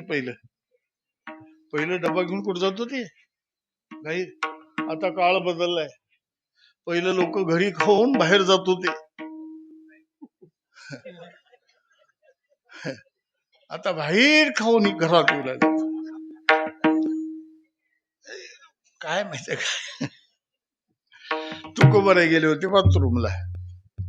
मग हिने म्हणले मी बी चलत आलो, मला बी बाथरूमला जायचंय. म्हणजे घ्या डब्बा, दिले डब्बा घेऊन. आता पहिल्याचे लोक बाथरूमला जाऊन कुठं बसायचे? झोडपाच्या आडवं. एका झोडपाच्या आडवं हिने बसले होते, तुकोबाराय पलीकडे बसले होते आणि तिथं भजन चालू होतं. ह्यानं ऐकलं. ह्यानं म्हणलं, कोण मूर्ख माणूस आहे, संडासला बसून देवाचं नाव घेऊ लागले. राग आला आणि लगेच रागारागानं त्याच्या जवळ गेले. आता आवाज विठ्ठल विठ्ठल विठ्ठल कुठून येऊ लागला त्याला बी कळालं नाही. कुठून येऊ लागले कडे आवाज? माणूस तर तोंडानं काही म्हणणं गेले, आवाज कुठला येऊ लागले. मग संडास वगैरे झाली, सगळं स्वच्छ झाल्याबरोबर आले म्हणे, काही कळते की नाही तुम्हाला? हे अशौच, हे संडासला बसून म्हणजे अशौच आहे, हे शुद्ध नाही, तुम्ही भजन करता. तुकाराम महाराजच होते ते. त्याने म्हणले, मी बक्कळ कोशिश करलेलं माझ्या तोंडाला देवाचं नाव घेऊन ये म्हणून, पण मला अनावर झालंय म्हणलं, माझ्या तोंडावरती देवाचं नाव घेणं गेलं तर बी येतंय, आम्ही घ्या म्हणल्यावर बी घेत नाही. हे की नाही? खरं खरं सांगा, 28 वर्ष झाले कीर्तन ऐकलं लोकांनी. ऐकलं का? दरवर्षी किती कीर्तन राहतात? 8. 28 गुणिले 8 किती झाले? 28 गुणिले 8 किती होते वर्षी?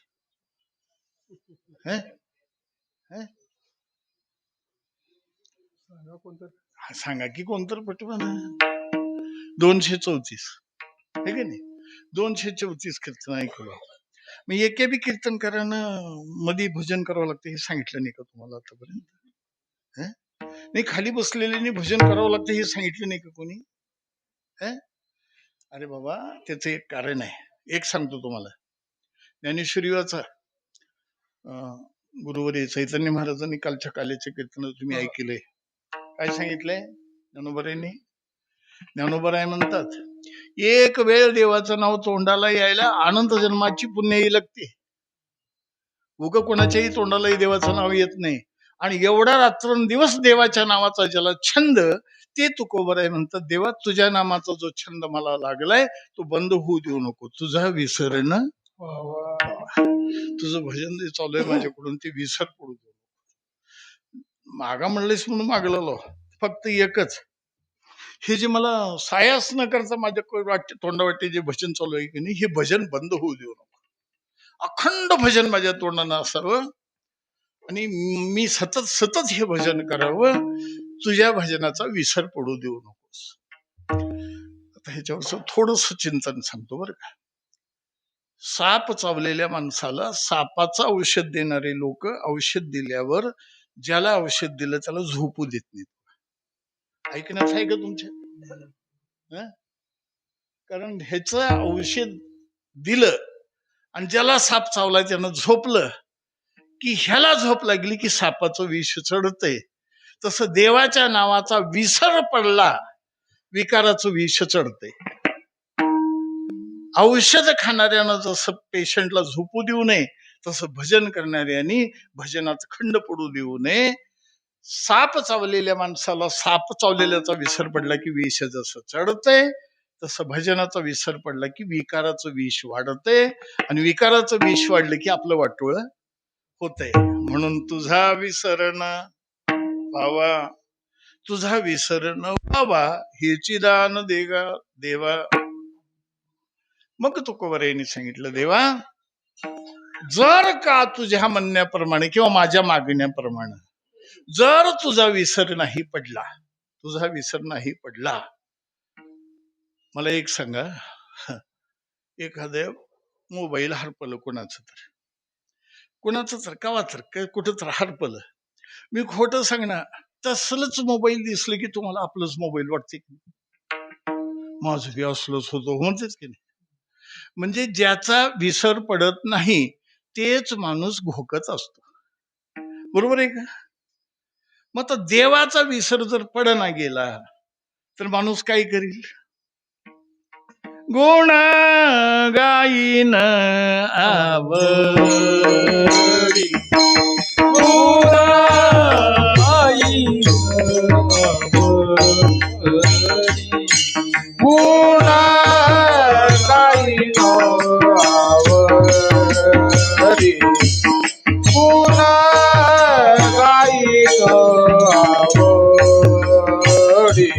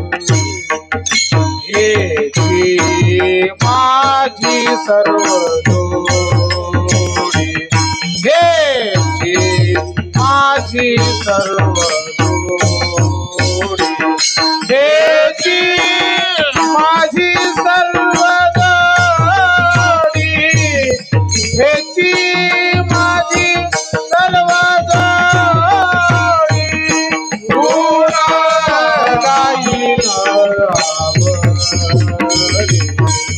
पुन्हा गाईन आवडी पुन्हा गाईन आवडी गुण काही लाभडी गुण काही लाभडी माझी सर्व जोडी माझी सर्व जोडी माझी सर्व जोडी गुण गाई नावडी गुण गाई नावडी माझे सर्व जोडी माझे सर्व जोडी माझे सर्व जोडी. जगद्गुरु तुकोबरे देवाचे स्मरण म्हणतात, देवा तुझं विसरण पडावं. तुला विसरलं की दुःख मागे लागलं. विसरली तया थोर झाली हानी पचतील खाणे 84च्या रामायणातला सुंदर प्रसंग आहे. सीता रामाबरोबर वनवासाला निघाली त्या वेळेला दागिने फेकून देऊन आली की नाही? होय, काढून घेतले सीतेच्या अंगावरचे दागिने. काही ना झाडाच्या सालीचे कपडे नेसवले, तिला वलकल नेसवली, आहे का नाही? मग मला सांगा, सोन्याचे दागिने काढून आली आहे, झाडाचे सालीचे कपडे अंगावर घातले आहे, तरी जंगलामध्ये आल्यावर सोन्याचा हरण बघून तिला नाद लागला त्या हरणाचा. ज्यांनी सगळ्या सोन्याचा त्याग केले त्याला सोन्यासारखं हरण दिसलं. बरं दिसणार का? मला सांगा, राम जवळ होता की नाही? फक्त सोन्याचा मोह झाल्याबरोबर तिनं सांगितलं, ह्या हरणाच्या कातड्याची चोळी मला पाहिजे. वनवास संपले की ही चोळी लिहून मला तिकडे जायचे, सासूच्या पाया पडायला. रामप्रभू म्हणले, मी जवळ आहो, माझ्यावर प्रेम करावं का ते सोन्यावर बघावं? बरं सोन्यासारखं होतं ते. सोनं कुठं होतं? हे हरण सोन्याचं होतं का सोन्यासारखं? ते एक वाक्य लिहिलं गुरुजी माझ्या त्या विचार पुष्प मध्ये, बरं का. चैन से सोना अच्छा की सोने की चैन अच्छी? बोला, सोने की चैन अच्छी की चैन से सोना अच्छा है? चैन से सोना अच्छा, क्या सोने की चैन अच्छी है? मग एक काम करा, तुमची चैन मला द्या, है की नाही? अरे सोन्यासारखं हरण सीतेनं पाहिलं, रामाच्या पुढे हट्ट धरला, परिणाम जवळचा राम हरणाच्या मागे गेला. रामप्रभूंनी सांगितलं, सोन्याचं हरण कशाला? सोन्याचं हरण कशाला? सोन्याच्या लंकेतच ठेवतो नेऊन तुला. रावणानं उचलून नेलं, आहे की नाही? देवाचा विसर पडला की नुकसान आहे. म्हणून देवा तुझा विसर पडू देऊ नकोस, ही माझी मागणी आहे. आणि तुझा विसर नाही पडला तर गुण गाईन आवडी, भगवंताचा गुणानुवाद करेन, आवडीनं करेन. आणि अत्यंत आवडीनं देवाच्या गुणाचा गुणानुवाद करणं, हीच जोडी जमवीन, हीच कमाई करीन. जोडी म्हणजे मिळवणं, जोडी म्हणजे मिळवणं. अखंड रात्रंदिवस देवाचं नामस्मरण, हेच पुण्य मी जमा करेन. असलं पुण्य मला करता यावं म्हणून तुझा विसर पडू देऊ नकोस.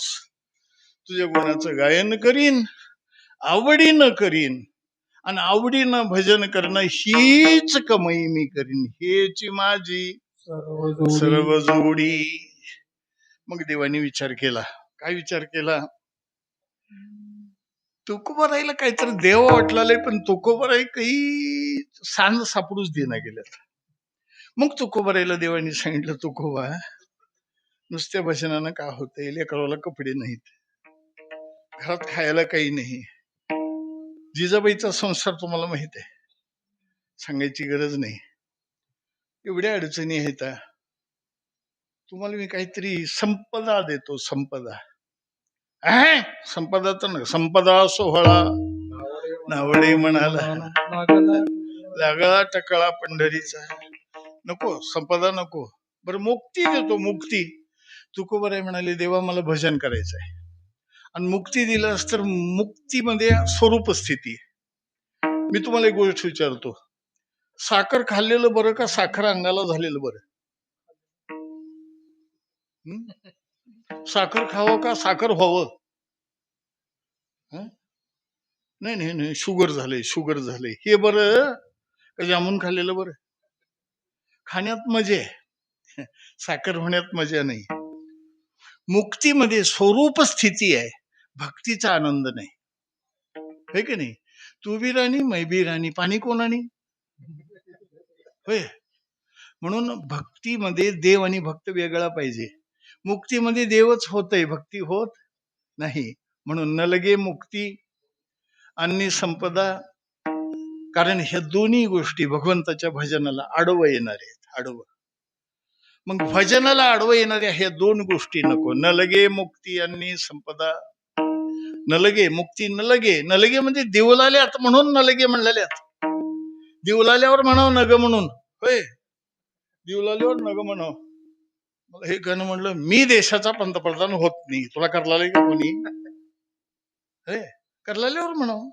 एकानं म्हटलं मी सुपारी खातच नाही, मी सुपारी अजिबात खातच नाही. म्हणले कस का खात नाही? ते म्हणले तोंडात दातच नाही. आता दात नसल्यावर खात नाही म्हणायची काही गरज आहे का? मिळाल्यावर म्हणावं ना ग म्हणून. कमाल आहे बघा. खरंच मला आश्चर्य वाटतं रामायणाची. राम वनवासात गेले, चित्रकूटावर भरत समजवायला आला. भरताचं रामाने ऐकलं नाही, वापस भरताला पाठवलं. मला सांगा, सहज अयोध्येचं राज्य भरताला मिळालं की नाही? मिळालं की नाही? पण भरतानी त्याचा त्याग केला. सहज मिळाल्यावर सुद्धा ज्यानं ज्या वस्तूला नको म्हणताय त्याला म्हणावं न लगे म्हणून. है की नाही? न लगे मुक्ती आणि संपदा, संत संगती सदा. संतांची संगती द्या, कारण मुक्तीमध्ये देवाचा विसर पडण्याची शक्यता आहे. मनासारखा संसार झाला तर देवाचा विसर पडण्याची शक्यता आहे, पण संतांची संगती झाली तर देवाचा विसर पडणं शक्य नाही. तेथे राम नाम होईल श्रवण, घडेल भोजन नव्हे. मी तर असं ऐकले, संतांची भेट घेतल्यावर देवाची वेगळी भेट घ्यायची गरज आहे की नाही? तू का म्हणे काय देवा त्यांची सेवा केल्या देव पावे, हे की नाही? तुम्हाला एक छोटस उदाहरण सांगतो. ते सीतेला हुडकायला जायचं होतं, वानेर घेऊन जात होते रामप्रभू. 18 पद्म वानेर होते, समुद्राच्या कडेला न्यायचं होतं, समुद्रातून पलीकडे न्यायचं होतं. आता हे वानेर पलीकडे न्यायचं म्हणजे पूल बांधायचं ठरलं. ते पूल बांधले, सेतू, हे की नाही? रामसेतू म्हणतात त्याला. ते सेतू बांधत असताना त्या वानराच्या फौजेमध्ये 2 वानर असे होते की त्यांनी खडून राम असं नाव लिहिलं की ते धोंडे बुडत नव्हते. त्या दोन्ही वानरांनी बाकीचे धोंडे आणलेले राम राम राम लिहावं, राम लिहिलेलं दगड पाण्यात टाकावं, पाण्यात टाकलेलं दगड तरावं आणि त्याच्यावर वानेर न्यावं, असा हेतू केला. मला एक कोड वाटते गुरुजी, रामानी वानर न्यायच्या ऐवजी माणसं का नेलं नसतील व्हावे? त्याला माणसं मिळाली नसते का? होय, 18 पद्म वानर नेले म्हणजे माणसं मिळाली नसते का? होय, मिळत माणसं मिळतात, पण रामानं मुद्दाम नेले नाहीत. का बरं नेले नाहीत? रामाला माहित होतं लंका सोन्याची आहे. आता लंका सोन्याची आणि ही माणसं नेली असते तर लढाई केली असते का बॅगा भरले असते? आणि त्याला माहित होतं वानेर कुण्याही किमती वस्तूला तोंड सुद्धा लावीत नाहीत. उगा मारुतीची मंदिर होत्यात वाटलेले तुम्हाला, ठीक आहे नाही? म्हणून भक्तीची वाट तुकोबारायांनी मारुतीला विचारली बरं का. मग ते सगळे धोंडे निघून देत होते, त्या धोंड्यावर राम म्हणून लिहून तरत होते. तिथे खारुताई होती. खारुताई माहिती आहे? एवढी लांब राहते बघ, एवढी राहते, असं सरळ चलते बघ. तिला वाटलं, काय वाटलं, कसलं शेतूचं काम झालं, आपण बी काहीतरी हातभार लावावं. ते लातूरला उत्सव चालू आहे ना, मी खोटं सांगणार गुरुजी, मोठ्या मोठ्या घरच्या बायका सुद्धा झाडून काढल्या हो काल. मी म्हणलं कस काय झाडलं, थोडं तर सेवा करू द्या महाराज मला. प्रत्येकाला वाटते बघा चांगल्या कामाला मदत करावं म्हणून ना. त्या खारुताईला वाटलं आपण बी दगड उचलावं, पण तिला दगड उचलतात. मग तिनं म्हणली तसं नाही, जे जमल ते करावं. काय केली, आपलं अंग पाण्यामध्ये भिजवायचं, रेतीमध्ये लोळायचं, आणि जेवढी रेती अंगाला चिटकले तेवढी रेती तिचं झाडायचं, असलं सुरू केली. पण रेती एक लई गमतीची जात आहे. पाण्याचा संबंध आला की रेती बुडाला जाते, हे की नाही, रेती राहते का पाण्यावर. हिनं रेती टाकली की रेती बुडाला जावं, हिनं पुन्हा अंग ओलं करून भिजवून ते वाळू नेऊन टाकावं. एके वानेरानं बघितलं आणि खारुताईला विचारलं, खारुताई काय करलेलीस? तिनं म्हणली, एवढं मोठं काम तुम्ही करलेलं, फुल नाही फुलाची पाकळी, आपलं बी काहीतरी हातभार लावा म्हणून मी वाळू टाकलेली हो. म्हणजे तुमची वाळू राहीना गेली आहे टाकलेली? नाही नाही, नाकार आहे ना, नाकार आहे ना, मला चांगलं केल्याचा आनंद मिळालाय म्हणली, आणि चांगलं केल्याचा आनंद मिळतय म्हणून चांगलं करावं, हे की नाही. चांगलं काम केलेलं एक वेगळाच आनंद असते बघा. एक सांगू का वाक्य, तुम्ही थोडस कोरून ठेवा. काय सांगू, तुम्हाला किती जणांनी फसविलंय, नाही मी थोडस वाक्य बदलतो, मला किती जणांनी फसविलंय याचं दुःख मला वाटत नाही, कारण मी कोणालाच फसविलं नाही याचा आनंद मला जास्त. माझं बोलणं कळालं? जग काय म्हणेल याची पर्वा करायचं नाही, मी चांगलं करतोय हा आनंद आपल्याला वाटला पाहिजे. आबाळ फाटले, सुई दोरा घेऊन शिवायला जाऊ नका, आबाळाला शिवणं होईना. एकच पर्याय, आपल्या ढोंगणावरच फाटू देऊ नका. आपण स्वच्छ राहा, छातीवर हात ठेवून सांगता आलं पाहिजे मी वारकरी आहे, माझ्या हातून पाप होणं शक्य नाही सांगता आलं पाहिजे. आणि एवढं सांगता आलं तरच वारकरी म्हणून घ्या, नाही तर बट्टा लावू नका उगच्या उग. त्या खारुताईनं वाळू टाकत राहिली. असंच एकदा अंग भिजून जात होती, मारुती मोठा दगड उचलला होता, त्या मारुतीच्या पायात आली हिनं, आणि मारुतीचा उजवा पाय कच्च म्हणून तिच्या शेपटीवर पडला. धोंडा मोठा, मारुती आत बलाढ्य, शेपूट तुटला अर्ध, चिरमण चिरकली. चिरकल्याबरोबर रामप्रभू पळत गेले, कोणाचा आवाज आले म्हणून त्या खारुताईला उचलून घेतले. ते रक्त आपल्या उपरण्यानं पुसलं, तिचं छातीला लावून घेतले, पाणी घेतलं, त्या खारुताईला पाजवलं. डोळे उघडली खारुताई, कारण जखम मोठी होती.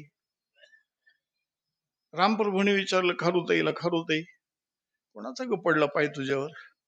तिने म्हणली, ही धोंडा घेऊन गेले बघा पाठीमागून, ओळखू येते का बघा. रामप्रभूने बघितलं, मारुती होता, आणि मारुती रामाला तवाच ओळखू यायचा. ते म्हणजे ह्याचा पाय पडलाय का? हो. तुझ्या शेपटीवर पाय दिले, तू म्हणशील ते ह्याला शिक्षा देतो, तू म्हणशील ते शिक्षा देतो. त्यानं धोंडा टाकून वापस आला. वापस आल्याबरोबर रामप्रभूंनी सांगितलं, ह्यानंच तुझ्या शेपटीवर पाय दिले ना? हो. तू म्हणशील ते शिक्षा देतो, ह्यानं अपराध केलाय, तुझ्या शेपटीवर पाय दिले, तुला जखम झालाय, सांग कोणती शिक्षा देऊ? त्या खारुताईंनी सांगितलं, देवा त्याला काही शिक्षा देऊ नका. तसं कसं? गुन्हा केलाय ना त्यानं, माझा भाऊ जरी असता गुन्हेगार तरी त्याला मी शिक्षा देत होतो. हे कोणी काय ना, ह्याला शिक्षा दिली पाहिजे, बोल तू म्हणशील ती शिक्षा देतो. त्या खारुताईंनी सांगितलं, देवा मी म्हणशील ते शिक्षा देणार असाल तर मी तुम्हाला सांगते, सगळ्या लोकांचं काम थांबवा, सगळ्याला बोलवा, सगळ्याला बसवा, एक शाल श्रीफळ आणि हार घेऊन या, मारुतीचा सन्मान करा. शेपटीवर पाय देणाऱ्याचा सन्मान? तुला काय अक्कल आहे की नाही, काय बोलतीस? त्या खारुताईने सांगितले, देवा त्यानं पाय दिले माझ्या शेपटीवर म्हणून तू मला उचलून छातीला लावून घेतलास, तुझ्या छातीला बसायचा चान्स कोणाच्या पायामुळे मला मिळाला? एवढा संतांचा महिमा आहे. तुकोबराय म्हणतात, भगवंताच्या भजनामध्ये सगळ्याचं सहाय्य करणारे जे असतील ते संत संग दे सदा. आणि एवढं जर झालं गुण गाईन आवडी हेची माझी सर्व जोडी. महाराजांनी अशा मागण्या केल्या, देवानी ऐकल्या आणि देवानी सांगितलं तुकोबर आहे तुमचे किती उरल्यात, आता किती उरल्यात. तुकोबर आहे म्हणली उरलेली मला परवा नाही, ह्या 2-3 गोष्टी द्या. आणि एवढ्या गोष्टी देत असलो तर पुन्हा पुन्हा गर्भवासाला यायची माझी तयारी आहे. अभंगाचा शेवट. तुका म्हणे गर्भवासी,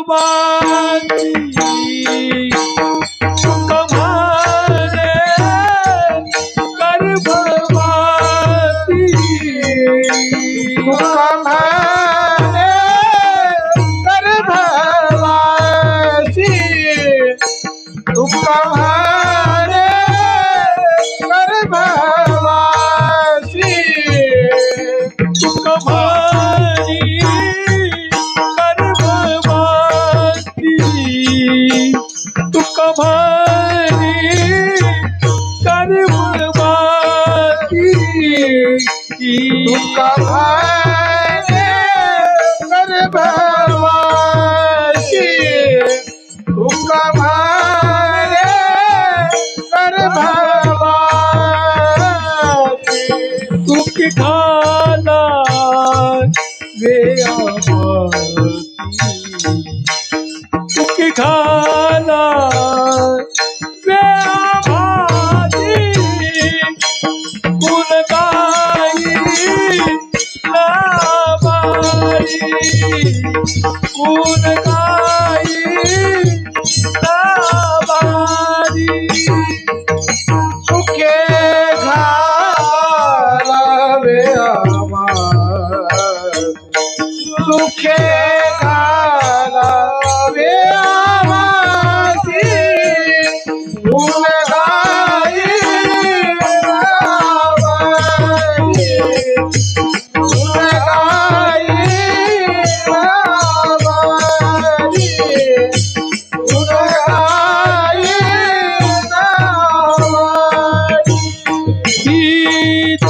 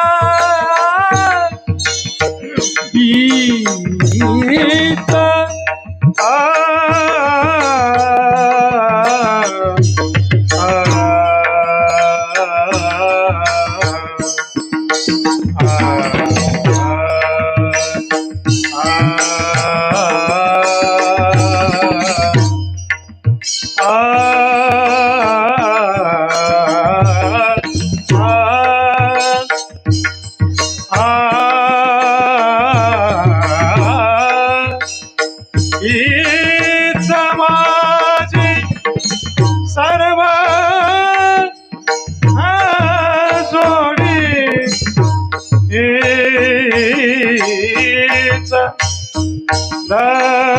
मगरे गरे सारे ग मला मला नि सारे सारे सदा हीचा येची माझी सगब जोडी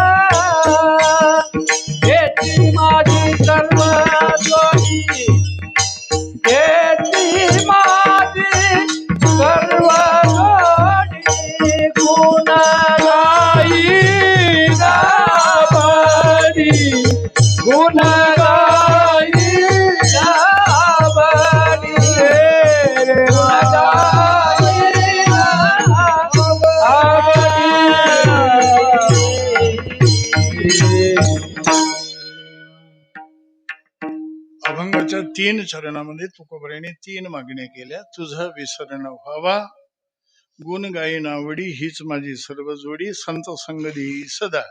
एवढ्या 3 मागण्या जर मिळाल्या तर सुखी घालावे आमासी गर्भवासी. हे 3 अगोदर द्या, मग गर्भवासाची तयारी आहे. हे मिळत असतील तर हे सोसायची तयारी आहे. मग ते नको तर हे बी नको, असा त्याचा अर्थ आहे. बरं कसं आहे माहितीये का, गर्भवास हा वाईट आहे. गर्भवासाचं एवढं वाईट आहे, एवढं वाईट आहे. मी एका ठिकाणी ऐकलंय, कोणाच्या तोंडातून मला आठवणा, मोटरसायकलचा अपघात झाला, अंगातले 72 हाडं मोडल्यावर जेवढा त्रास होतोय, जेवढं दुःख होतंय, तेवढं दुःख एका लेकराला जन्म देताना आईला होतंय म्हणून. एवढा दुःखाचा गर्भवास आहे. आणि तुकोबराय म्हणतात तसला गर्भवास मी सोसायला तयार आहे. याचाच अर्थ असा आहे, कसलाही त्रास सहन करतो पण एवढा लाभ मिळत असेल तर. अशी जगद्गुरु तुकोबरायांनी खूप महत्वाची अशी मागणी अभंगामध्ये केलेली आहे. खर तर अभंगाची वेळ म्हणजे संकल्पित वेळ माझी संपलेली आहे. तरी पण आता हे जागराचं कीर्तन आहे. बरं, जागराचं कीर्तन आहे. जागराचं कीर्तन असल्यामुळं आज जागर केलाच पाहिजे, हे की नाही? नाही का? आज जागर केलंच पाहिजे. मानवरे जागराचं कीर्तन म्हणजे जागर झालं पाहिजे की नाही? बाहेरचे नाही राहिले तर गावातले काहून आपण केलंच पाहिजे. बरं, त्याच्यामुळं थोडा वेळ लांबला तरी हरकत नाही. मी शेतकरी आहे आणि शेतकऱ्याचं कसं आहे माहितीये का, एवढंच रान राहत असलं दिवस मावळला तरी एवढ्याच रानासाठी उद्या कशाला यावं, म्हणून 5-10 मिनिट गेल तर गेले. या अभंगाचा पूर्ण अर्थ झालेला आहे. फक्त थोडक्यामध्ये थोडीशी चिंतन मांडायचं आहे.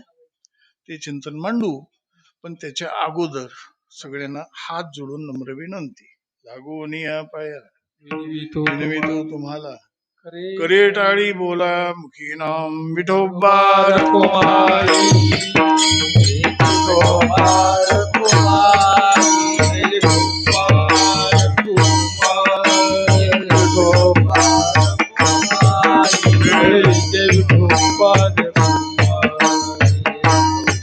बोला बोला जय जय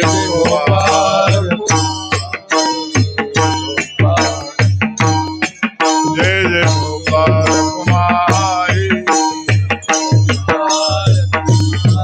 जय जय गोपाल कुमारी, गोपाल कुमारी, जय जय गोपाल कुमारी, गोपाल कुमारी. बोला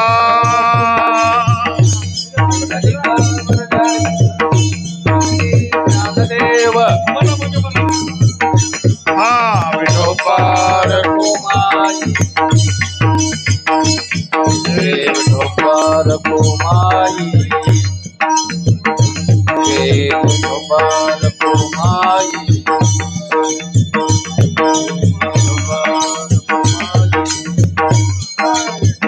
कुंडली कवर झाड विठ्ठल श्री ज्ञानदेव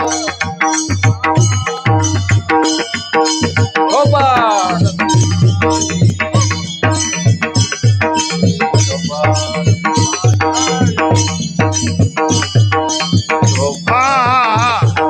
गोपाल कुंडली कवरला श्री ज्ञानदेव